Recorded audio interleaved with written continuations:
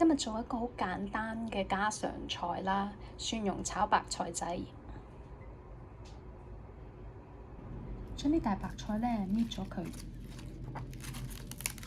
逐塊搣，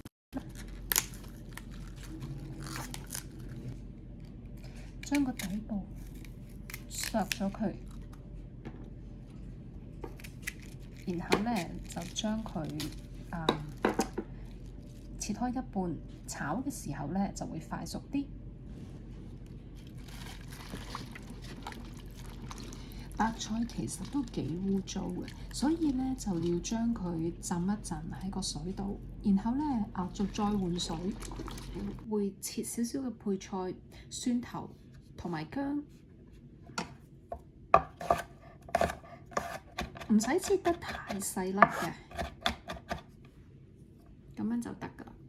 薑片咧係咁以切大塊啲。預備少少生粉水，因為一陣間咧炒嘅時候好快嘅，所以我哋就盡量預備好晒所有嘅材料啦。呢度大約係1茶匙，落啲水。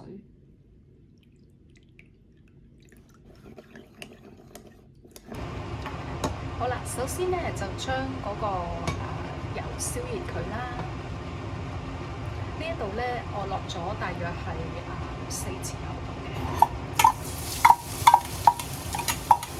我習慣就放咗鹽先嘅，但係你可以最後先放啦。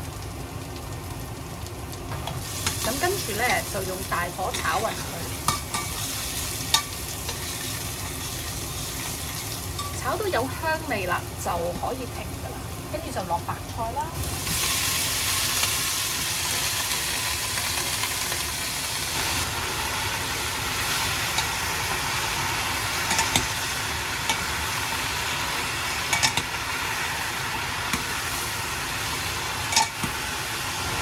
咁炒到佢咧，而家有少少縮咗啦，跟住咧我哋就可以落米酒噶啦，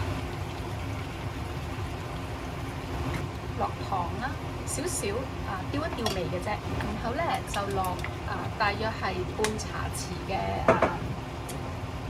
魚露，你唔落都得㗎，但係落咗就好食好多啦。跟住咧就繼續炒。好似咧而家咁樣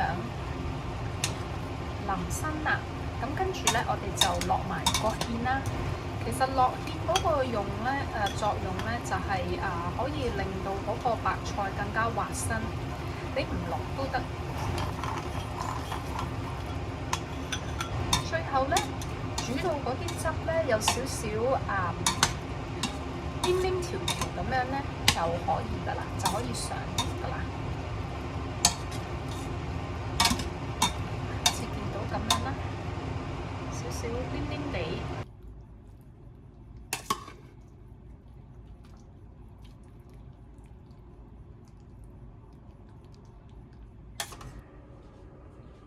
咁樣咧，呢個菜就做好㗎啦。